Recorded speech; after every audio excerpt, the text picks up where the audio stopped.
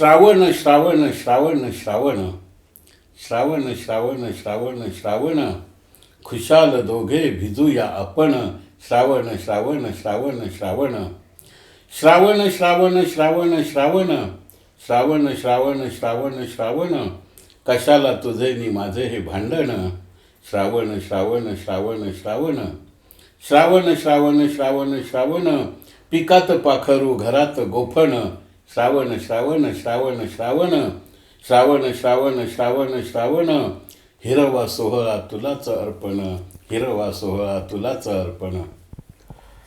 रसिक हो नमस्कार. उत्स्फूर्त कणकवलीतर्फे आम्ही हा श्रावण सरी कार्यक्रम आयोजित करतो आहोत आणि आत्ता गझल लेखक मधुसूदन नानिवडेकर यांनी म्हटल्याप्रमाणे हा हिरवा श्रावण तुम्हा सगळ्यांना आम्ही अर्पण करतो आहोत. श्रावण गप्पा होणार आहेत आपल्या नानिवडेकरांशी. पण मुळात श्रावण हे कसं आलं असेल हो? विष्णू पुराणात प्रावृत काले नभसी कृष्णाष्टम्या निशिम असा उल्लेख आहे. नभसी नभस या महिन्यात, नभस म्हणजे श्रावण असं अमरकोशकर्ते सांगतात. याच काळात म्हणजे साधारण इसवी सनाच्या 4थ्या शतकात कालिदासही मेघदूतामध्ये श्रावण याच अर्थी नभस हा शब्द योजतो. प्रत्यासन्ने नभसी दयिता जीविता लंबनार्थी. या महिन्यातली पौर्णिमा सामान्यतः श्रवण नक्षत्रावर येते, म्हणूनही श्रावण हे या महिन्याचं नाव अशीही एक व्युत्पत्ती सांगितली जाते. या महिन्यात काही चांगले श्रवण करावे म्हणूनही हा श्रावण. आणि हाच योग साधून आम्ही आज मधुसूदन नानिवडेकर यांचा सगळा गझल आणि कवी प्रवास जाणून घेणार आहोत. तुम्हीही या आभासी जगात आमच्याबरोबर आहात ही भावना आम्हाला खूप धीर देणारी आहे. नानिवडेकर, तुम्ही जो आत्ता उल्लेख केलेला आहे श्रावणाचा सगळा, श्रावणाशी लहानपणाच्या आपल्या खूप आठवणी निगडीत असतात आणि कवी प्रत्यक्ष लोकांसमोर येतो किंवा त्याला स्वतःला साक्षात्कार होतो, त्याला वयाचा खूप मोठा टप्पा येतो, पण एक कविमन लहानपणापासून असतं. तर जरा आम्हाला तुमच्या लहानपणात घेऊन चला. माझं लहानपण नानिवडे गावात गेलं. जन्म वाघिवरे येथे झाला. नंतर 7-8 वर्षाचा असताना मी नानिवड्याला आलो आणि 8 ते 15 वर्ष माझं हे बालपण जे मुख्य काळ आहे बालपणाचा तो नानिवड्यात गेला. तर माझ्या अंगणात उभं राहिलं की पाऊस डोंगरातून येताना दिसायचा आणि त्यावेळेला तो पाऊस असा दंगा करत नव्हता, शांतपणे यायचा, लढिवाळपणे यायचा, गिरक्या घेत यायचा, माया करत यायचा.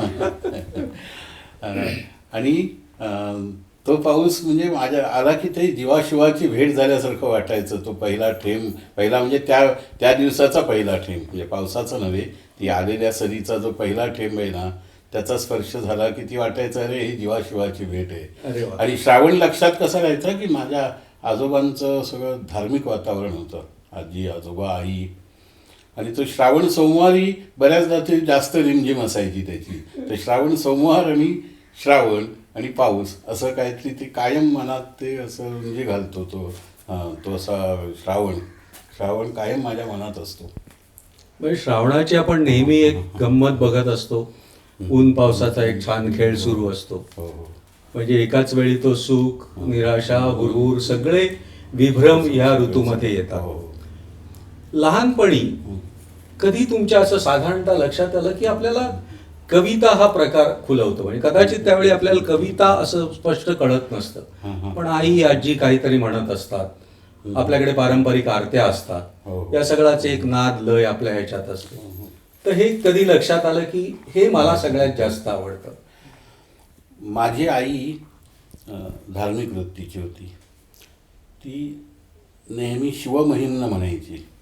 तर त्या शिवमहिम्नचा जो रिदम आहे ना, तो माझ्या मनात भिनला कायम. नंतर श्लोक जे आहेत किंवा कैलास राणा, शिवचंद्रमौली वगैरे हे श्लोक ती लय मनात राहिली. नंतर वेगवेगळ्या वृत्तातली ती कविता मला म्हणून दाखवायची. म्हणजे माझ्या कवितेचे संस्कार सगळे आईनं केलेले आहेत माझ्यावर.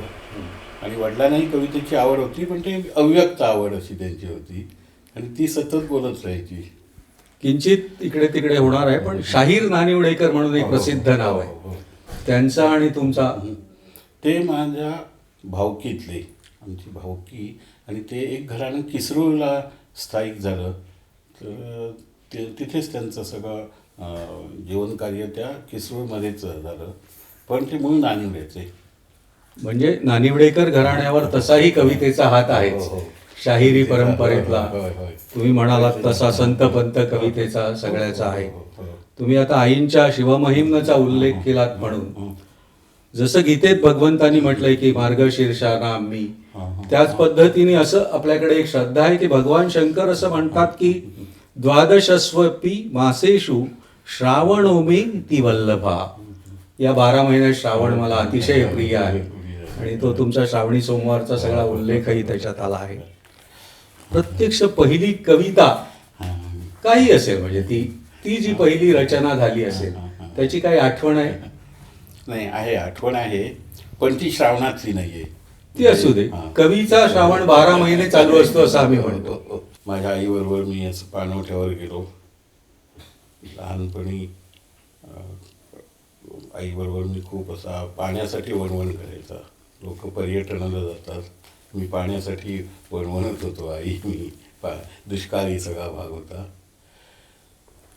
आई तिथे गेल्यावर एक बाई आधी तिथे आलेल्या होत्या आणि त्या नुसत्याच उभ्या होत्या. त्यांचे ऊन होतं, धूळ तापलेली होती आणि त्यांनी कुंभ्याच्या झाडाची पानं पायाला बांधलेली होती. मग आईनं तिला त्या अवस्थेत बघितल्यावर आईचा जीव कळवळला.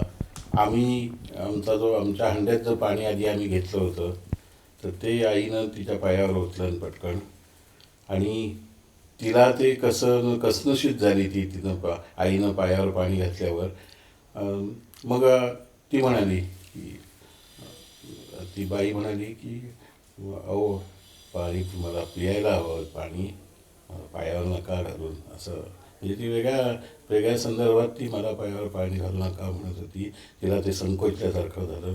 पण तिथे म्हणजे स्त्री म्हणजे यातना आणि सौंदर्य ह्याचा जो एक उत्तम मिलाप आहे तो स्त्रीकडे असतो. आणि त्याच्यानंतर माझ्या प्रत्येक कवितेत ते बाईचे संदर्भ यायला लागले, म्हणजे असे यायला लागले. तर त्याच दरम्यान एक कविता झाली की बाई तू विहिरीवर सांगायचीस पूर्वी आपली दुःख आपल्या सयाना. बाई विहिरीवर तू सांगायचीस आपली दुःख आपल्या सयाना. आता न योजनेच्या गर्दीत तू हरवलीस. आता तू सयाना आपली दुःख सांगतच नाहीस. सया दूर असतात आपापल्या घरात नळावर पाणी भरत. तिकडे विहिरी ओस पडल्या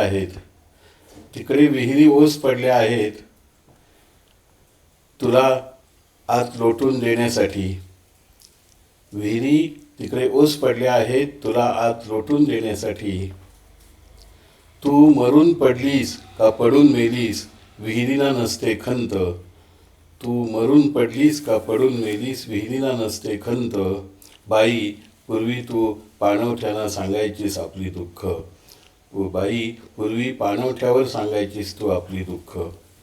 अशी एक ती पहिली कविता झाली. म्हणजे जितपत बाळबोध असावी तितपत आहे ही कविता. कविता बाळबोध असते का नसते हा नंतरचाच भाग आहे. मुळात त्यातली भावना अत्यंत सच्ची आहे. आणि जरी आपण कवीचा प्रवास बघतो आहोत रसिक हो, आणि श्रावण प्रत्येक वेळी एखाद्या आनंदानेच कविता सुचते असं नाही. खूप वेळा असं आहे की वेदना जगात जितकं सुंदर बोलते तितकं काहीच सुरेख बोलत नाही. त्याच पद्धतीचा हा श्रावणात आपण करतोय. तुम्ही वैशाखाच्या आठवणी जागवत आहात आणि या निमित्तानं मला असंही सांगावं लागतं की पाऊस हा सगळ्याच अर्थी रोमॅन्टिक असतो असा नाही. म्हणजे ज्या आपल्या सजग प्रेक्षकांनी तो नागराज मंजुळेंचा एक लघुपट बघितला असेल पावसाचा निबंध, पाऊस प्रत्येकाला वेगवेगळा दिसतो. तसं कवीला सगळ्या भावना वेगवेगळ्या पद्धतीने स्पर्शत जातात. जो वैशाखाचा तुम्ही उल्लेख केला, तो वैशाख वणवाही नक्कीच कवितेत कुठेतरी आला असेलच. त्याबद्दल काही आहे का? पाणीही पेटलं पाहिजे,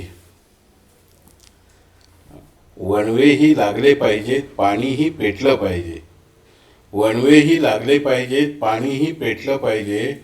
सगळा पाऊस झेलण्याआधी वैशाखात भेटलं पाहिजे. सगळा पाऊस झेलण्याआधी वैशाखात भेटलं पाहिजे. अरे वा. ही जे सगळे कवितांचे प्रकार आहेत, म्हणजे वृत्तबद्ध कविता आहेत, मुक्त छंद आहे, छंदमुक्त कविता आहेत, दशपदी आहेत, तुम्ही मध्ये म्हणाला तसं अष्टाक्षरी आहेत, गझल ज्याच्यासाठी तुम्ही आता महाराष्ट्रभर ओळखले जाता. म्हणजे पुलंनी एकदा असं म्हटलं होतं की हे वृत्त नाही, वृत्ती आहे. आणि तुम्हाला तर थेट सुरेश भटांचा स्पर्श झाला होता. या टप्प्याला येईपर्यंत तुमची कविता कुठल्या कुठल्या टप्प्यात येत गेली आणि गझल आपल्याला सगळ्यात भावते आहे, हे तुमच्या कधी लक्षात आलं? नंतर मी सतत पावसाबद्दल काय काय लिहित राहिलो. सगळेच कवी पहिल्यांदा पावसाबद्दलच लिहितात.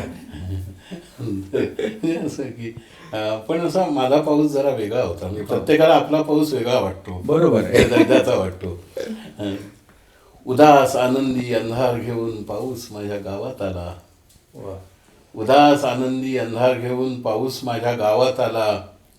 सरहद्द ओलांडून माझ्या अगदी वस्तीत, सरहद्द ओलांडून माझ्या अगदी वस्तीत पाऊस सरहद्द ओलांडून माझ्या अगदी वस्तीत, माझ्या घराच्या वरचणीला अंगणात पाऊस मला भेटायला उत्सुक. आणि मी मात्र घरभरच्या अडगळीत छत्रीच्या शोधात. अशी ती पावसाच्या काही आहेत अशा आणि एक कविता. हो, सांगा ना. सांगतो ना की पावसाचा विषय आला की तो थांबत नाही. म्हणजे मग अगदी पण हा श्रावणातला पाऊस आहे एवढं लक्षात ठेवा. असं एक दिवस भिजता भिजता तिने मला पावसाचे वय विचारले. वा. एक दिवस भिजता भिजता तिने मला पावसाचे वय विचारले. मी म्हणालो माझ्या वयातून तुझे वय वजा कर, उरेल ते पावसाचे वय. ती म्हणाली आडून आडून वय विचारण्याची सोडून दे ही सवय. असं पाऊस डोळ्यात तिच्याही अजून, फुलांचे अंगण चालले थिजून, तिच्याही घरात पाऊस येईल, पाऊस धारात तुला मी दिसेन. अशा म्हणजे काही असा पावसाच्या उलट्या सुलट्या कविता, असं उलट्या सुलट्या ओळी, पावसाच्या उलट्या सुलट्या ओळी अशा सुद्धा अशा नावाच्या कविता आहेत माझ्या. पावसाच्या उलट्या सुलट्या ओळी म्हणजे पावसाची ओळ सुद्धा अशी उलटी सुलटी असू शकतो. तो काय असा सरळ रेषेत यावा असं नाहीये ना. नाहीच.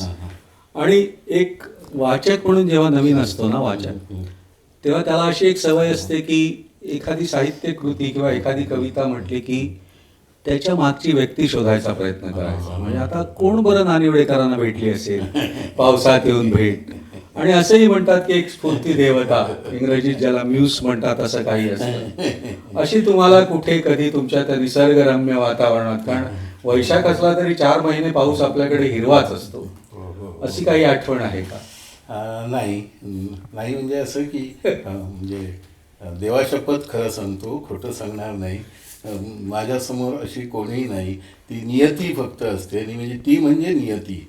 पण मी कविता लिहितो तेव्हा अनेकांना त्यावेळी वाटत होतं की आता अनेकदा प्रेमभंग वगैरे झालेला आहे. अहो, प्रेमभंग झालेला माणूस इतका हसतमुख असेल काय? एकदाही झालेला नाही. पण एक सृष्टीचं रूप आहे. त्या सृष्टीच्या रूपात मला अशा गोष्टी दिसायच्या. मग ती भेटायची, तो भेटायचा, पाऊस भेटायचा, झाडं भेटायची, हिरवळ भेटायची. तर ती कवितेचा तो एक प्रवास होता. त्या प्रवासात कोणी वाटसरूसारखा कोणी भेटला तर ते दुर्लक्ष करण्यासारखं होतं. असू दे, आम्ही फार खोलात त्या जात नाहीये. या प्रवासात सुरेश भट कुठे भेटले आणि कसे भेटले? दरम्यान मी कविता सतत लिहितच होतो. माझ्या वयाच्या 20व्या वर्षी मला सुरेश भटांची भेट झाली. अरे वा. आणि 18 वर्षापासून मी ते 2 वर्ष तो कवितेचा प्रवास सुरूच होता. मग एकदा सुरेश भटांची एक गझल माझ्या वाचनात आली. आणि मी इतका आकर्षित झालो, अरे म्हटलं आजपर्यंत आपण लिहितोय ते काय खुटकं आहे काहीतरी. तर ते असं होतं की बांधू हवेत किल्ला बाका बुलंद यंदा, या क्रांतिकारकांचा आवाज बंद यंदा, अशी एक मी त्यांची गझल वाचली दीपावलीच्या वार्षिकात. आणि ती गझल मला इतकी भावली, अरे म्हटलं हे हे काय ते झणझणीत आहे प्रकार, मग हे काय आहे. मग मला समजलं की ती गझल आहे. मग मी हळूहळू तसं लिहायला लागलो. मात्रा लगावली वगैरे मला त्यावेळी माहिती नव्हतं, त्यावेळी लगावलीचं एवढं प्रस्तही माझं नव्हतं. बरं. तर मी पहिली पहिली जी ओळ लिहिली, ठेव तू मनातल्या मनात चांदणे, ठेव तू मनातल्या मनात चांदणे, आणतेस का गडे उन्हात चांदणे, तापते पुन्हा पुन्हा भुईच कोरडी, हाय दूर राहिले नभात चांदणे. तर नंतर मला समजलं खूप वर्षांनी की ते कलापती वृत्त आहे. बरं. आणि त्याच्यानंतर मला समजलं की ते आज गोकुळात रंग खेळतो हरी हे त्या वृत्तातलं आहे. तर असा तो माझ्या गझलचा थोडासा प्रवास झाला, म्हणजे गझलची तोंड ओळख झाली. नंतर मग ती गझलची ओळ माझ्या एका चाहत्यानी त्यांना दिली पाठवून. म्हणजे 20व्या वर्षी सुद्धा तुम्हाला चाहते होते. चाहते म्हणजे त्या काळात म्हणजे त्या नाही, असू दे. पंचक्रोशीत मी प्रसिद्ध होतो. म्हणजे खारेपटण पंचक्रोशीत मी प्रसिद्ध होतो. म्हणजे त्या त्या एका विशिष्ट वर्गात होतो प्रसिद्ध. मग त्यांनी ती त्यांना दाखवली. मग सुरेश भटांचं मला कार्ड आलं की मधू, मी अमुक ते अमुक, मी कोल्हापूरला माझा मुक्काम आहे, तेव्हा तू तिथे ये आणि माझ्याकडेच तू राहा. तुझा येण्या जाण्याचा खर्च, प्रवास खर्च, भोजनाची सोय सर्व मी करीन, पण ही ओळ तुझी खूप चांगली आहे. मग मी तिथे गेलो. मग एक साधारण पाऊण महिना मी कोल्हापूरला त्यांच्याबरोबर होतो. अरे वा. सतत त्या साळुंखे बंगला म्हणून साळुंखे नगरात होता, तिथे ते राहत होते. आणि तिथे त्यांच्या सहवासात माझी गझल बरीचशी फुलली, म्हणजे सुरू तरी झाली. मग नंतर ती गझल माझी अलीकडे काही शेर त्याच्यात टाकले हल्ली 2 वर्षापूर्वी. ठेव तू मनातल्या मनात चांदणे, आणते सका गडे उन्हात चांदणे, पाहिजे जगावयास मीठ भाकरी, हाय हाय दूर राहिले नभात चांदणे. असं काही करत होतो. पाहिजे जगावयास मीठ भाकरी, हे बरेच दूर 4 हात चांदणे, ठेव तू मनातल्या मनात चांदणे. मी कशास काळजी करू दुपारची, मी कशास काळजी करू दुपारची, चालले सवेच गात गात चांदणे, चालले सवेच गात गात चांदणे. अशी ती मग नंतर ती पूर्ण झाली गझल. आणि नंतर मग मग मी गझला लिहायला लागलो. आणि सुरेश भट मला भेटले एवढंच म्हणता येईल. त्यांनी मला कसं शिकवलं, काय काय सांगितलं, हे काय या गोष्टीला तसा अर्थ नाही तसा नसतोही. शिकतो म्हणजे काय करतो आपण, ती संस्कृती घेतो त्याची, त्या त्या विषयाची, त्याची जी काही संस्कृती असेल, त्याचं जे त्याच्या सहवासातून ती संस्कृती आपल्याला उलगडत जाते. एवढंच. त्यांनी असं मला वही घेऊन मी त्यांच्यासमोर बसलेला नाही, गप्पा मारत ते कसे वावरतात, ते कसे गझला लिहितात, ते कसं सादर करतात, ह्यातून मग माझी गझल होत गेली. हे तुम्ही फार महत्त्वाचं सांगितलंय असं मला वाटतं. कारण शिकवणाऱ्याच्या जशा मर्यादा असू शकतात तशा शिकणाऱ्याच्याही असू शकतात. तेव्हा आपण किती घेऊ शकतो आणि मग त्याच्यावर आपलं काही वैयक्तिक हे करून नाही तर ती एक नक्कल राहते आणि ती फार काळ टिकत नाही. त्यामुळे तुमचा हा प्रवास खूप सुरम्य आहे आणि तो अत्यंत जागृत आहे. म्हणजे तुमच्या गझल जेव्हा मी वाचतो, ऐकतो, तेव्हा मला एक सातत्यानं असं जाणवतं की एक पाय स्वप्नभूमीत असतो आणि दुसरा पाय ठामपणे व्यवहारी जगात असतो. म्हणजे चांदणंही आहे आणि मीठ भाकरही आहे. हे जे भान आहे ना, सामाजिक भान आणि त्याच वेळी कवितेचं एक कलंदर भान, हे तुमच्या वृत्तीत पहिल्यापासून आहे का जोपासलं गेलं? म्हणजे ती फार उत्तम हे आहे. हां, ते माझे वडील शिक्षक होते आणि अतिशय विचारी माणूस होते. ते नेहमी मला सांगत की जमिनीवरून चालावं, उद्या काय होईल हे आपल्याला सांगता येत नाही. उद्या दिवस कदाचित फिरू शकतील, कदाचित चांगले येतील, म्हणजे सगळ्या शक्यता गृहीत धरायच्या आणि जगात जसं सुख आहे तसं दुःखही आहे असं ते म्हणजे एक असं तत्त्वज्ञान वगैरे असं सांगायचं. त्यावेळी ते कंटाळा यायचा, पण मग मात्र तो छाप पडला त्या माझ्या सगळ्या आयुष्यावर, की सतत अशा द्वंद्वच घडत गेलं. म्हणजे सारखा डोळ्यात माझ्या चंद्र होता, हे एक झालं. सारखा डोळ्यात माझ्या चंद्र होता, सारखी पोटात माझ्या भूक होती. हेच म्हणजे बाबा आमटे एका ठिकाणी वेगळ्या अर्थाने म्हणाले होते की बेभान व्हा पण भानावर येऊन ते प्रत्यक्षात आणा. हे जे आहे ना, हा सुवर्ण मध्य हा मला खूप महत्वाचा वाटतो. तुमच्याशी बोलताना माझ्या असं अनेक वेळा लक्षात आलेलं आहे की अनेक कविता, अनेक कवींच्या कविता तुम्हाला पाठ असतात, तुम्हाला त्याच्याबद्दल असतं. काही वेळा मी असं बघतो की आपल्या कविते पलीकडे आता कवी बघण्याच्या मनस्थितीत नाहीयेत, किंवा त्यांना वाटतं कविता माझ्यापासून सुरू होते माझ्यापासून संपते. ती एक परंपरा असते कवीची आणि त्याच्यातून आपण आपल्या कुवतीप्रमाणे घेतो, तुम्ही म्हणालात तसं. तर विविध रचना येतात, म्हणजे तुम्ही एक अष्टाक्षरी म्हणून विशेष उल्लेख करता, त्याच्याबद्दल आपण जरा बोलूया. अष्टाक्षरी लिहायला सोपी असते, पण ते अवघड सुंदर असा तो प्रकार आहे. म्हणजे सुंदर आहे पण ती तशी अवघड पण आहे. आणि ते वेगवेगळं वजन असतं. आता त्यातल्या क्लिष्टतेत मी जात नाही, पण एक उदाहरण सांगतो की नको नको रे पावसा, हे जे आहे ना इंदिराबाईंची असा धिंगाणा, असा धिंगाणा वेळी माझं घर चंद्रमौळी आणि दारात सायली, हे जे वजन आहे ना ते दुसऱ्या एखाद्या साध्या कवितेत येणार नाही. पण ती अष्टाक्षरीच असते, 8 अक्षर असतात, मूड तोच असतो, पण वेगळं आहे. वेगळं पण ते जपलेलं असतं. म्हणजे मन कोरडे कोरडे बाकी पाऊस पाऊस, आता पाण्याचे संदर्भ नको मुळीच देऊस, हे अष्टाक्षरीच आहे. तसे मनातले पाणी आता आटणार नाही आणि पाऊस मनाचा तळ गाठणार नाही.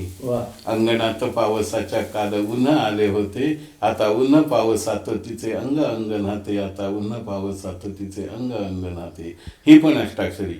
पण तो जो वजन आहे ते याला येणारच नाही. आणि फरक आहेच तो, इंदिरा संत आणि नानी हाही फरक आहे, तोही कबूल केलाच पाहिजे. हेही महत्वाचं आहे. पण कविता लेखनाबद्दल खूप लोकांना उत्सुकता असते. काही कविता म्हणजे आम्ही जे वाचलंय त्याप्रमाणे, काही कविता थेट येतात, काही तुम्हाला अक्षराचाही बदल करावा लागत नाही आणि ती थेट अशी सरसर सरसर प्रासादिक रचनेसारखी असते. काही ओळी मनात खूप काळ रुंजी घालत असतात आणि कधीतरी उशिरा त्याचं पुढे काहीतरी सापडतं.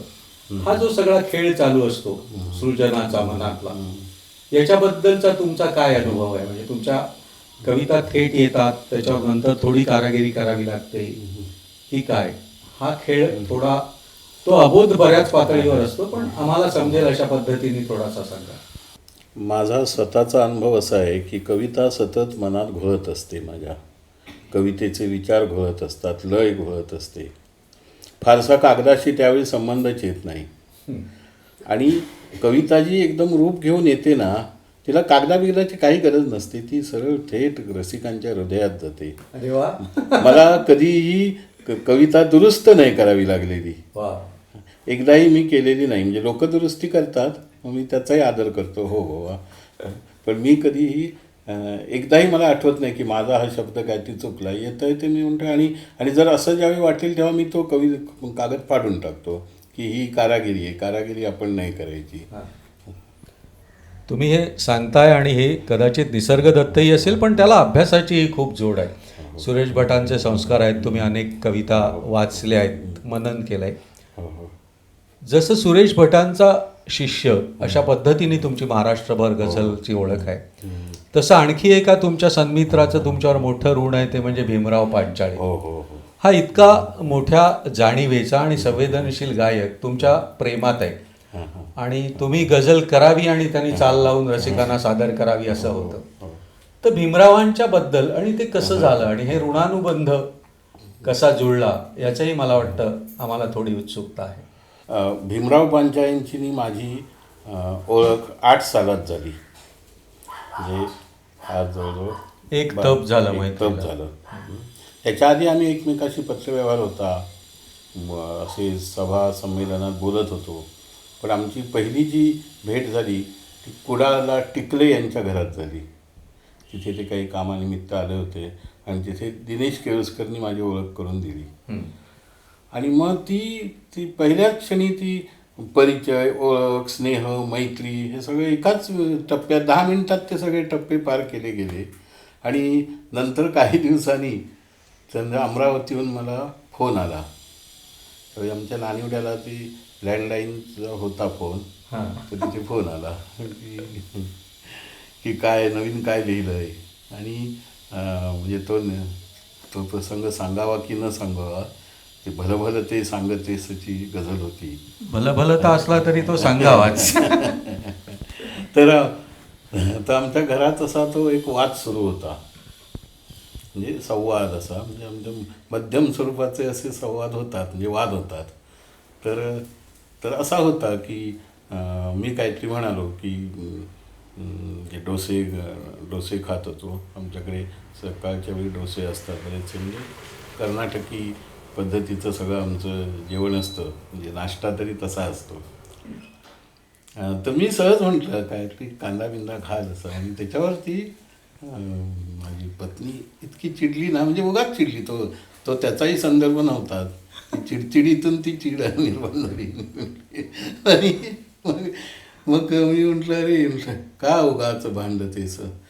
तर म्हटलं अरे हा म्हटलं गझलचा आहे. अरे वा.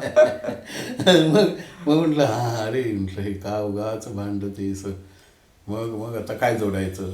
म्हटलं भलं भलं ते सांगतेस. वा. तर मूळ ओळ आहे माझी का उगाच भांडतेस भलं भलं ते सांगतेस. पण मग भीमराव दरम्यान त्यांचा फोन आला ना, ते म्हणाले काय लिहिलंय. तर म्हटलं सांगा, मी सुरुवात अशी केली की का उगाच भांडतेस. हे म्हटलं मी प्रश्न विचारतोय आणि नंतर तुम्हाला मी सांगतो. आणि मग असं ना ते म्हणजे कुठे कागदावर मी लिहिलेली नाही. भलं भलं ते सांगतेस का उगाच भांडतेस, जन्माचे चुकलेले गणित पुन्हा मांडतेस. म्हणजे ते नेहमीचे संवाद असतात ना. मी म्हणून तुमच्याशी संसार केला, माझंच चुकलं ते, म्हणजे संसार ते समोर असल्यामुळे मला फार मोकळेपणानं बोलता येत नाही. पण भलं भलं ते सांगतेस का उगाच भांडतेस, जन्माचे चुकलेले गणित पुन्हा मांडतेस. क्षणभर थांबून गडे मोज जुने ओर खडे, क्षणभर थांबून गडे मोज जुने ओर खडे, घाव नवे त्यावर तू मीठ किती सांडतेस. तर ते मीठ जे सांडण्याचा जो प्रकार आहे ना, तो म्हणजे मीठ चेपायचंही नाही, नुसतं सांडायचं. बोलता ते मीठ किती सांडतेस असं, ते म्हणजे तो नकळत तो स्वर ज्याचा त्यालाच कळतो. पण त्यामुळे कवी पण जागा राहतो. अशी ती होती. ती छान गातात आणि अगदी म्हणजे जगभर त्या गझलनं मी प्रसिद्ध झालो, कारण ते प्रत्येकाचे अनुभव आहेत. म्हणजे वाद, संवाद, सुसंवाद असं तुम्ही म्हणालात, त्याला एक संवाद असा पण शब्द आहे. म्हणजे तो सगळ्या जाणत्यांना कळतो. पण म्हणजे या अत्यंत प्रसिद्ध गझलचे कॉपीराईट किंवा सर्वाधिकार वहिनींकडे जातात, आणि त्यामुळे तुम्ही न भांडता भीमरावांची तुमची अनेक दिवस मैत्री राहिली. या गझलच्या टप्प्यामध्ये तुमच्याकडे खूप जण मार्गदर्शनाला विचारतात, आणि हे मार्गदर्शनाला विचारणाऱ्याचं आणि मार्गदर्शन करणाऱ्याच्या दोन्ही अडचणी मला कळू शकतात. मग ते अत्यंत निष्ठेने तरी विचारत असतात किंवा हौसेने विचारत असतात, आणि ह्यावेळेला नक्की कसं सांगावं असाही एक तुमच्यासारख्या संकोची माणसाला कदाचित हे होत असेल. पण ही जी देवाणघेवाण असते, म्हणजे या निमित्तानं तुम्ही सतत नव्या पिढीच्याही संपर्कात आहात की जे नवीन गझल लिहित आहेत. त्याचा वयाशी मी म्हटलं तसा कवीचा आणि वयाचा फार संबंध नसतो. काय आढळतंय तुम्हाला की गझलबद्दलची जाणीव वाढतेय? नाही, त्याच्यात दोन्ही जाणीव वाढते पण आणि जाणीव थिजली आहे. बरं, ती जाणीव गझलची थिजली आहे. म्हणजे सर्वच क्षेत्रात जाणीवा थिजलेल्या आहेत, त्याच्यात गझलही काही अपवाद नाही. काय असतं की शिकायला येतात खूप, म्हणजे मार्गदर्शन शिकणे वगैरे हा फार मोठे प्रकार झाले. किंवा कोण शिकतायत हे मी नाव सांगणार नाही, कारण खूप त्याची यादी आहे. आणि म्हणजे एकाचं नाव घेतलं की नाही, नको बाकीच्यांना नाराज करू नका. ते काही वेळेला ते गुपितही असतं की म्हणजे एवढा प्रसिद्ध माणूस नानिवडेकरांकडे कसा येईल वगैरे, म्हणून मी शक्यतो नाही सांगत, म्हणजे त्याला कमीपणा वाटू नये म्हणून मी असं करून ठेवतो. आपल्याला फक्त जनरल अनुभव पाहिजे की काय पद्धतीने वाढतीये गझल, जाणीव थिसतीये आणि साक्षरता येते का त्या अंगाने? नाही, साक्षरता तशी येत नाही आहे. काय झालं आहे, लोक ना असं अशी एक पंगत वाढलेली असते, म्हणजे पानं घेतलेली असतात आणि पटापट उड्या मारून तिथे बसून पानं अडवायच्या असा जो प्रकार आहे ना, तसा तो सध्या गझलमध्ये झालेला आहे. प्रत्येकाला असं वाटतं की आपल्याला गझल यायला पाहिजे आणि आपण मुशायऱ्यात भाग घेतला पाहिजे हो. आणि लोकांनी टाळ्या वाजवल्या पाहिजेत. सगळीकडे गझलकार म्हणून आपलं नाव झालं पाहिजे. पण त्याच्याच आधी जी मेहनत असते ना, ती घेत नाहीत. आता मेहनत ती घेतात ते कसे घेतात, त्याचा तो लगावली, वृत्त, मात्रा ह्याच्यातच ते अडकून पडतात आणि त्यांना शिकवणारे सुद्धा लोक तसेच त्यांना अडकवून ठेवतात लगावली बघ. म्हणजे असं मग होतं की काही वेळेला आपण एखाद्या मिटिंगचा अहवाल पाठवला ना आणि तो त्यानं वाचला न, त्याची लगावली काय आहे सर असं विचारतात. म्हणजे तो इतका यांत्रिकपणा येतोय ना, लगावली वगैरे याच्यापेक्षा सरळ लय अंगात यायला पाहिजे आणि मग आपोआप वृत्त तुमच्या मागणं येतात, लगावली तुमच्या मागणं येते. फक्त तुमचा शब्द सच्चा पाहिजे, अनुभव सच्चा पाहिजे आणि लय असली पाहिजे. फार या लगावलीच्या नादात अडकून पडतात, त्याचं फसतात. ते मग पुढे फार ते तेवढ्या तात्पुरतं नेटवरून शिकता येतं, ते 2 दिवसात शिकता येतं. ते तंत्र आहे. तंत्र आहे. पण आशय कुठून येणार? मग आशयासाठी विचार महत्त्वाचा आहे. मग तो विचार करायचा तर दुसऱ्याच्या कविता वाचाव्या लागतात, ती अडचण येते की दुसऱ्याची कविता आपण कशी वाचायची. म्हणून मग तेच वर्तुळ गिरवत बसतात अनुभवांची. तेच अगदी ते ठराविक एक ओळ घ्यायची, मग ते सख्या रे, वेड्या रे, अमक्या रे, तमक्या रे. तो सखा काय म्हातारा होत नाही कधी. म्हणजे 25 वर्ष एक बाई किंवा एक तो किंवा ती 25 वर्ष ती लिहत असतात तेच. म्हणजे वेड्या रे, असा रे तुझा श्वास, तुझा अमुक फार फार तर अगदी गुलाबी श्वास. म्हणजे ती सांकेतिकता येते. पण काही अतिशय ताकदीनं लिहिणारी लोकंसुद्धा आहेत. मी सध्या एका गझलकारची प्रस्तावना लिहितो आहे, त्यांच्या गझलची. ते माधुरी चव्हाण जोशी म्हणून आहेत ना, त्यावेळी मला जाणवलं अरे लोक किती जाणीवेनं लिहित आहेत. तर असे कोकणातही आता गझला लिहायला लागलेत, विदर्भात लिहित आहेत, मराठवाड्यात, सगळीकडे देशभर गझला. पण ते कसं होतं की गझल लेखन आणि गझल गायक हा पुन्हा एक वेगळा विषय आहे. बरं. आणि स्वतः जेव्हा गझलकार जेव्हा गझल गायला जातात ना, तेव्हा ते दोन्ही फसतं. म्हणजे ती गझलही फसते, म्हणजे सूर आणि शब्द एकमेकावर आक्रमण करून शेवटी त्याचं काय व्हायचं ते होतं. पण चांगले लिहिणारे लोक आहेत, त्यांची आदरणीय अशी 25 नावं मी घेईन, फक्त घरी लिहून ठेवली आहेत, आत्ता बोलणार नाही. असू दे, पण तुम्ही हे फार मोकळेपणाने सांगितलं. म्हणजे असं असतंच, बऱ्याच जणांना स्तुतीच आवडते, पण त्याच्यातला जो सच्चा माणूस जो कोणी ह्याच्यातला बघत असेल त्याला यामागची तळमळ कळेल की तुम्ही काय पद्धतीने त्या व्यासंगाबद्दल बोलताय आणि तंत्रशरणता असू नये, आशयाला प्राधान्य असावं अशा पद्धतीने. हे गझल याच्यात आता तुमचं नाव जसं हळूहळू सर्वमान्य होत गेलं, म्हणजे ज्याला भीमरावांचं हे आहे, वाचकांचा प्रतिसाद आहे, तसं माझ्या मते याच्यातला एक सगळ्यात मोठा टप्पा किंवा सगळ्यात मोठा सन्मान या गझल विश्वानी केला जेव्हा तुम्हाला त्यांनी वाशीला गझल संमेलनाचं अध्यक्षपद दिलं.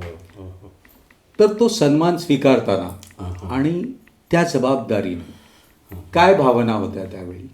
दिवाळीचा दिवस होता. अरे वा. त्यांचा फोन आला की आणि मी नुकताच आजारातनं उठलो होतो हॉस्पिटलमधून, आणि दिवाळीच्या दिवशी सकाळीच भीमरावांचा फोन आला. म्हणजे मधुसूदन, तुम्हाला एक चांगली बातमी मी सांगतोय. एक गझल संमेलनाचं अध्यक्षपद तुम्ही स्वीकारावं असे आम्ही सर्वांनी ठरवलं आहे आणि तुम्हाला मी विनंती करतो आहे. तुम्हाला असं क्षणभर काय सुचलंच नाही काय त्यांना उत्तर द्यायला. असं म्हणजे एकदम मी भारावून गेलो. म्हणजे असं दिवाळी येऊ शकते, दुसरी दिवाळी. अरे वा. नंतर मग मी वाशीला गेलो. तिथे मुलगी होती, पत्नी होती, आम्ही तिघंही गेलो. त्यांची अट होती की सगळ्यांनी यावं आणि तिथे मग झालं. म्हणजे 4 दिवस मी ते भाषण तयार करताना अस्वस्थ होतो. शेवटपर्यंत माझं काय ठरत नव्हतं काय बोलावं आणि काय बोलू नये. पण बोललो. अध्यक्ष भाषण बऱ्यापैकी झालं. आचऱ्याचे काही लोक त्यासाठी मुद्दाम आले होते, सुरेश ठाकूर वगैरे. बरं. म्हणजे माझं भाषण ऐकायला, गजला ऐकायला 7-8 लोक आले होते आणि त्या रामेश्वर संस्थानमार्फत माझा सत्कार झाला तिथे त्या सिडकोच्या सभागृहात.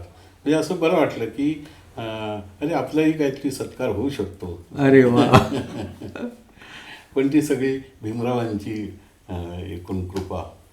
आणि मला एक हेही या निमित्ताने सांगायचं आहे की अध्यक्षांनी किती नेमकं भाषण करावं आणि ते किती आटोपशीर असावं याचा उत्तम नमुना खरं ते आहे. मला वाटतं त्या आयोजकांनी नंतर त्या गझल भाषणाची पुस्तिकाही प्रकाशित केली. हो हो. पण त्याचा शेवट करताना तुम्ही जे अत्यंत स्पष्टपणे विचार मांडलेत ते मला या निमित्तानं सगळ्यांसमोर मांडावेसे वाटत आहेत. त्यामुळे तुमची परवानगी म्हणजे अध्यक्षीय परवानगी घेऊन मी ते अत्यंत जे ठळक मुद्दे आहेत तेवढेच फक्त वाचतो आहे. गझल लिहिताना सामाजिक भान हवेच, पण त्यात एक विशिष्ट तटस्थता हवी. कोणत्याही एका विशिष्ट विचारांचीच ध्वजा खांद्यावर घेऊन अस्सलपणा जपता येत नाही. कोणत्याही भूमिकेचा अतिरेक गझलमध्ये डोकावू नये.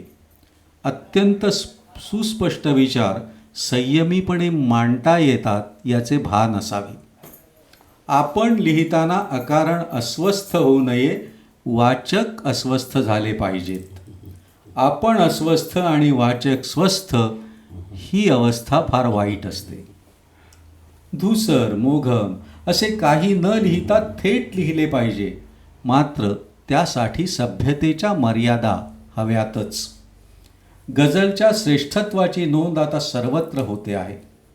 गझलेमध्ये हळुवारता असली पाहिजे. अट्टाहासाने गझल येत नाही. गझलेतल्या विचारांची मांडणी करताना त्यात विखार असू नये आणि आरडाओरडाही असू नये. गझलेवरून वाद उकरून काढणाऱ्या वादंग विप्रिय मंडळींपासून आपण दूरच राहिले पाहिजे. सगळ्या गझलकारांसाठी ही आचारसंहिता खरं म्हणजे आहे. म्हणजे मधुसूदन यांचे विचार आणि त्याच्यातून आलेली ही आचारसंहिता आहे. तुम्हाला तुमच्या समकालीन असा महत्त्वाचा गझलकार किंवा असं कधी झालं आहे का, अरेच्छा ही गझल मला सुचायला हवी होती, अशा पद्धतीचा काही अनुभव तुम्ही सांगू शकाल? नाही. त्याचं कारण असं की मला अनेकांच्या आवडतात, की मला सुचली का नाही असं नाही वाटत. कारण माझी कुणाशीच स्पर्धा नाही. माझी स्पर्धा फक्त माझ्याशीच आहे आणि ती जसं जमेल तसं मी एक एक पाऊल पुढे टाकत जातो. पण मला एखादा चांगलं लिहितोय तर त्याचा कधी हेवा वाटत नाही, कौतुक वाटतं, ते मी त्याचं ते करतो कौतुक. पण ती मला जोडून मी घेत नाही कधी. म्हणजे बा हे मी गातोय, मी म्हणतोय असं. माझी कविता कधीच नव्हती विजयासाठी आणि शक्यतो मी हे टाळतो की तुलना करून टाळतो. म्हणजे तुलना कधी करू नये. छान. मला फक्त एवढाच एक उत्सुकता होती की असं काही वेळा होतं की अरे हे मला का नाही सुचलं. तुमच्या अत्यंत निरागसतेने आणि सत्वशीलतेने तुमच्यावर कधीच ही वेळ आली नाही, पुन्हाही कधी येऊ नये यातच सदिच्छा आहेतच. या गप्पांच्या शेवटच्या टप्प्याला आपण आता आलो आहोत. म्हणजे आपण समारोप अर्थात तुमच्या ह्यानीच करणार आहोत, पण त्याच्या आधी मला आणखी एका गझलकाराचा उल्लेख इथे असासाठी करायचा आहे. एक तर आम्ही हा कार्यक्रम सिंधुदुर्ग कणकवलीतून करतो आहे आणि आमचे जे जिल्हाधिकारी होते दिलीप पांढरपट्टे, त्यांच्या एका प्रसिद्ध गझलमध्ये आई असते श्रावण असं आलाय. आपल्या कार्यक्रमाचं नाव श्रावण सरी आहे, श्रावण गप्पा आहेत आणि श्रावण अमावास्या हा तसाही मातृदिन असतो. असाही एक मोठा सांस्कृतिक संदर्भ या सगळ्याला येतो. तर मला तुम्हाला अशी विनंती आहे की आई असते श्रावणचा 2 ओळी तुम्ही सादर कराव्यात आणि मग तुम्हाला जे आवडतंय तुमचं सर्वोत्तम त्या करून आपण याचा हे करू. आणि तरीही मला पुन्हा तुम्हाला एक विनंती करायचीच आहे की किंचित तुम्हाला जर वाटलं की जे मगाशी गप्पातून तो विषय निघून गेला, हजलबद्दल तुम्ही थोडं बोला. मराठीतले ज्येष्ठ गझलकार दिलीप पांढरपट्टे त्यांची एक आई नावाची एक गझल आहे. आई असते श्रावण अविरत रिमझिमणारा, आई असते श्रावण अविरत रिमझिमणारा, तप्त जीवाची तगमग सारी थांबवणारा. ऊन व्यथांचे चहू बाजूनी रणरणताना, ऊन व्यथांचे चहू बाजूनी रणरणताना, आई बनते वृक्ष सावली अंथरणारा, आई बनते वृक्ष सावली अंथरणारा. आणि एक खूप असा महत्त्वाचा शेर आहे. आई म्हणजे काय मला इतकेच उमगले, आई म्हणजे काय मला इतकेच उमगले, एक दिवा जळणारा आणि तळमळणारा, एक दिवा जळणारा आणि तळमळणारा. मगाशी मी जे म्हटलं की हजल हा जो गझलमधला विडंबनाचा किंवा व्यंग्याची ताकद दाखवणारा प्रकार आहे, त्याच्याबद्दल तुम्ही थोडं बोला. हां, विडंबन, विडंबना, गझलेचं जे विडंबन असतं त्याला हजल म्हणतात. पण बऱ्याचदा काय होतं की स्वतंत्रही ती विनोदी कविता असू शकते, त्यालाही हजल म्हणता येतं. गझलमध्ये घनश्यामजी धेंडे यांनी खूप काम केलं आहे. अच्छा. त्यांच्या हजलनामा नावाचं पुस्तकच आहे. तर त्यांची एक अशी एकच शेर सांगतो की दाद ऐकुनी मजवर आली आश्चर्याची पाळी, दाद ऐकुनी मजवर आली आश्चर्याची पाळी, मारित होते डास कुणी आणि मला वाटले टाळी. अरे वा. मारित होते डास कुणी आणि मला वाटले टाळी. असे ते त्यांच्या हजलनामामध्ये अशा खूप आहेत गजला, हजला म्हणायचं, गजला नाही. तर तो एक प्रकार आहे. आणि मी सुद्धा केलेलं आहे, पण तो असं स्वतंत्र, म्हणजे त्याला मग हजलचं स्वरूप येतं. किंवा काही एक दोन शेर माझे हजलचे आहेत असे, म्हणजे गझलमध्येच हजलचे एक दोन शेर टाकले. हो देत ना पेश. कसे मी जगावे स्वभावाप्रमाणे, कसे मी जगावे स्वभावाप्रमाणे, तुलाही हवा मी ठरावाप्रमाणे, खुला राजरस्ता समोरून आहे, तरी धाप लागे चढावाप्रमाणे. अरे वा. आणि त्याचा शेवट तो एकदम हजलमध्ये गेला. अखेरीस ती त्यास सांगून गेली, अखेरीस ती त्यास सांगून गेली. धक्का शेवटच्या ओळीत असतो. अखेरीस ती त्यास सांगून गेली, अरे तू मला फक्त भावाप्रमाणे, अरे तू मला फक्त भावाप्रमाणे. असं त्या हजलचाही एक प्रकार आहे. मी म्हणजे राखी सावंतवर पण लिहिली आहे, पुन्हा केव्हा तरी सांगेन. नाही, आत्ता सांगितली तरी चालेल. राखी पौर्णिमेची म्हणून आपण ती ऐकू.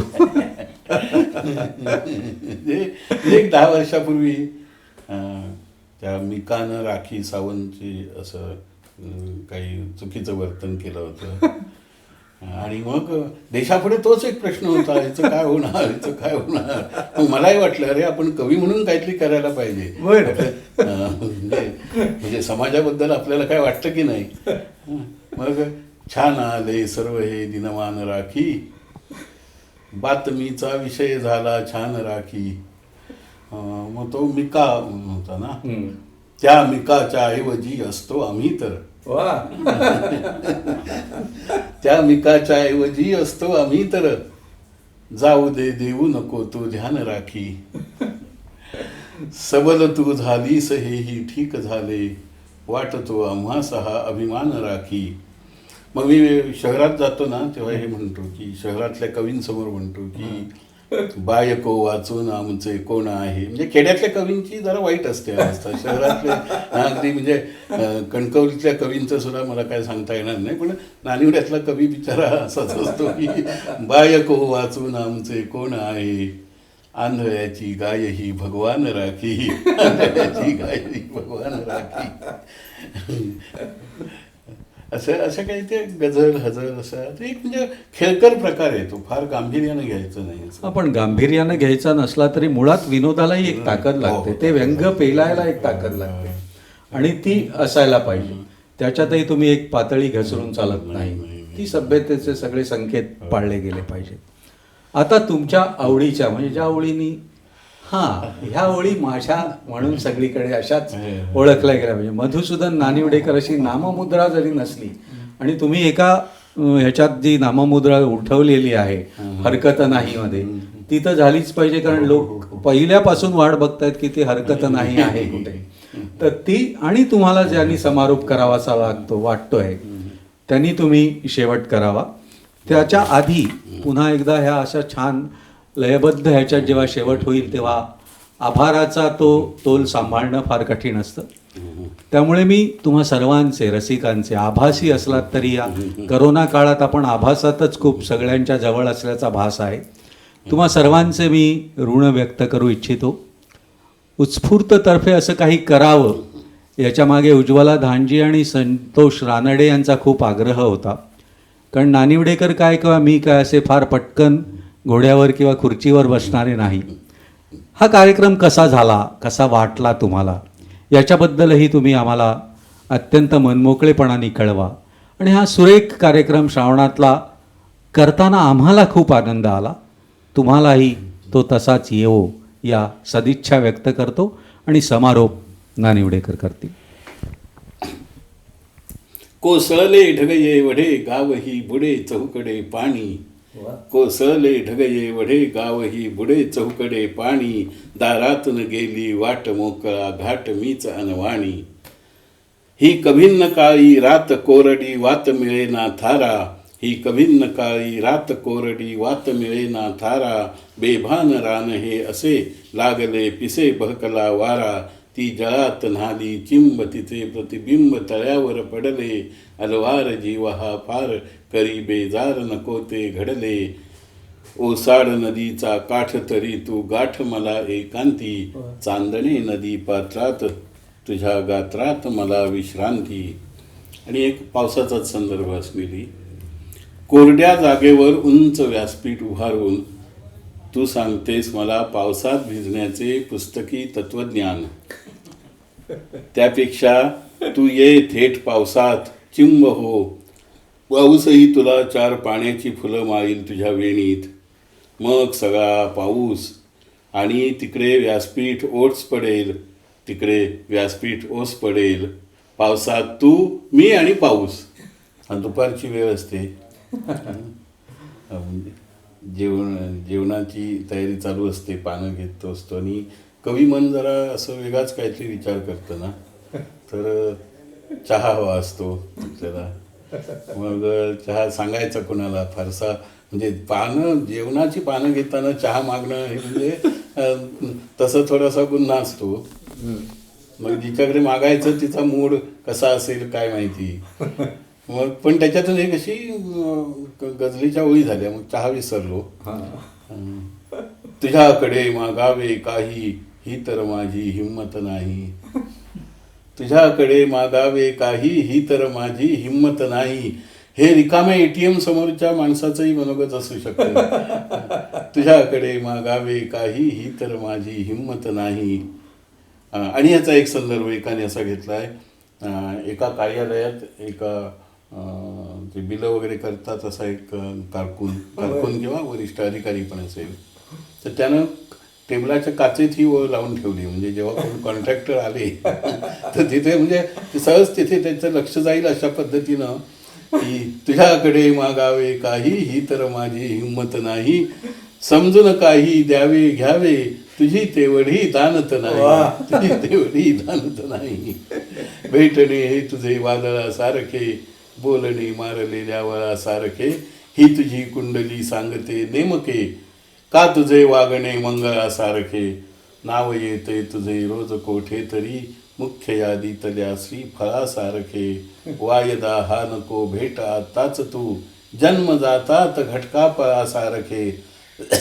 ऊन जाते आता सावलीच्या पुढे लोक हो सळसळा पिंपळासारखे. लोक हो सळसळा पिंपळासारखे. जमावात या तुला भेटणे साधत नाही. जमावात या तुला भेटणे साधत नाही. तुझा खुणेचा पैंजण सुद्धा वाजत नाही. म्हणजे साधं वाक्याची गझल होऊ शकते. फार दुर्बोध लिहावं नाही लागत. हे सगळ्यांचे अनुभव आहेत ना. जमावात या तुला भेटणे साधत नाही. तुझा खुणेचा पैंजण सुद्धा वाजत नाही. भेटतेस तू तेव्हा होतो वाद नव्याने. भेटतेस तू तेव्हा होतो वाद नव्याने. भांडायाला तुलाही कारण लागत नाही. माझ्यावर आरोप जुना केलास काल तू. तुला आतासा हवा तसा मी वागत नाही. तर हरकत नाही. म्हणजे माझं स्वतःचं जगण्याचं तत्त्वज्ञान आहे हरकत नाही. म्हणजे NOC. तर लोक हल्ली न मागताच NOC देतात कुणालाही. म्हणजे असं आपण कुठेतरी बाहेर जातोय, कुठे चाललास बाजारात, हां जा. म्हणजे मागितलेली नसते ती NOC, पण त्यांना जा म्हणणं हे गरजेचं असतं. म्हणजे आपली वाटचाल सुखाची होते. तर तुम्ही हरकत नाही असा सगळ्यांनी प्रयोग करून बघा. हरकत नाही म्हणत प्रत्येक पाऊल टाकायचं, आपली वाटचाल फार सुखाची होते. सध्या सगळीकडे काळ असाच आहे की हरकत नाही म्हणतच वावरलं पाहिजे. चांदण्यात या आलीस इथवर हरकत नाही, चांदण्यात या आलीस इथवर हरकत नाही, चंद्र गवसला पुनवे नंतर हरकत नाही, भेटलीस तू नुसते वरवर, बोललीस तू नुसते वरवर हरकत नाही, म्हणालीस तू भेटू नंतर हरकत नाही, हरकत नाही माझी आता कसली बाकी, हरकत नाही माझी आता कसली बाकी, डबके म्हणतील आम्हीच सागर हरकत नाही, तुझ्या घराच्या कोपऱ्यास मी अडगळ झालो, तुझ्या घराच्या कोपऱ्यास मी अडगळ झालो. याला प्रेमाचा संदर्भ आहे, तसा राजकीय संदर्भ पण आहे. तुझ्या घराच्या कोपऱ्यास मी अडगळ झालो, शोधा याला पुन्हा नवे घर हरकत नाही, रडता रडता मी अश्रूंचा फाया केला, रडता रडता मी अश्रूंचा फाया केला, मला आता हे म्हणेल अत्तर हरकत नाही, भरतीहूनही तुझी ओहटी भरास येते, भरतीहूनही तुझी ओहटी भरास येते, असा कसा हा तुझा समिंदर हरकत नाही. शेवटी मक्ता वापरला आहे. म्हणजे मक्ता म्हणजे मालकी. ते पूर्वीच्या वाङ्मयात, मौखिक वाङ्मय होते तेव्हा कवीचं नाव गुंफण्याची अशी पद्धत होती की अमकासूत तमकासूत वगैरे असं काहीतरी असायचं. बरोबर. माझं नाव तेवढं असं हे नाही आहे, काव्यात्म नाही आहे. नानिवडेकर हे कुठल्या कवितेत नाव बसू शकतं का, पण जमलं. आई मला लहानपणी सांगायची की कोणी पाहुणा आला की घड्याळात बघायचं नाही, की ती खूण त्याला उठण्याची खूण आहे पाहुण्याला, की तो घड्याळात बघितलं मालकानं की उठा, असं म्हणजे चला बाबा किती वाजले असं त्यानं म्हटलं की समजावं की उठण्याची खूण आहे ती. तर त्याच्यावरून एक मला, आणि घड्याळात पाहिले तिने अन समजून गेलो, घड्याळात पाहिले तिने अन समजून गेलो, निघावयाला नानिवडेकर हरकत नाही, निघावयाला नानिवडेकर हरकत नाही, जमेल त्या शब्दांनी मी आभार मानतो, देण्याजोगे एवढेच हे माझ्यापाशी. आणि माझ्या जगण्याचा असा सकारात्मक विचार एका 2-4 ओळीतून मांडला आहे. अंतरात नेहमीच चैत्र मास पाहिजे, म्हणजे श्रावणाचा शेवटही चैत्रानं व्हायला पाहिजे, वैशाखानं होता नाही.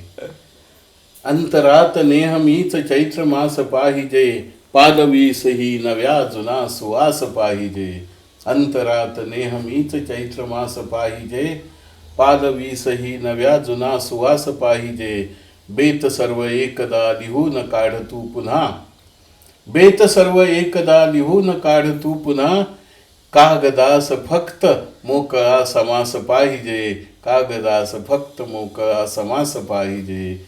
धन्यवाद. कागदास फक्त मोकळा समास पाहिजे. उत्स्फूर्त कणकवलीच्या या श्रावण सरी अंतर्गत आम्ही हा पहिला कार्यक्रम आपल्यासमोर केला आहे.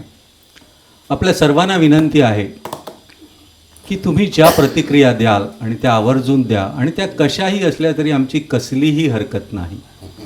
आम्ही आत्ता कसलाच बेत केला नाही आहे की या मालिकेत आम्ही आणखी काही कार्यक्रम करणार आहोत का, आणखी काही गप्पा करणार आहोत का. ते सगळं ठरेल तुमच्या प्रतिसादावर. तुम्हाला या तंत्राची अत्यंत चांगली सवय असणार आहे. अंगठा दाखवलात की तो खुणेचा म्हणजे पुढे जा ह्याचा आहे का नाही हे आम्ही समजून घेऊ, पण तुम्ही अंगठा कसाही दाखवलात तरी आमची काहीच हरकत नाही. श्रावणाच्या तुम्हाला खूप सदिच्छा, आणि जरूर आमच्या फेसबुक पेजला भेट द्या, लाईक्स करा, सबस्क्राईब करा आणि इतर अनेकांना पाठवा जिथे जिथे कविता पोचली पाहिजे असं तुम्हाला मनापासून वाटतं. धन्यवाद.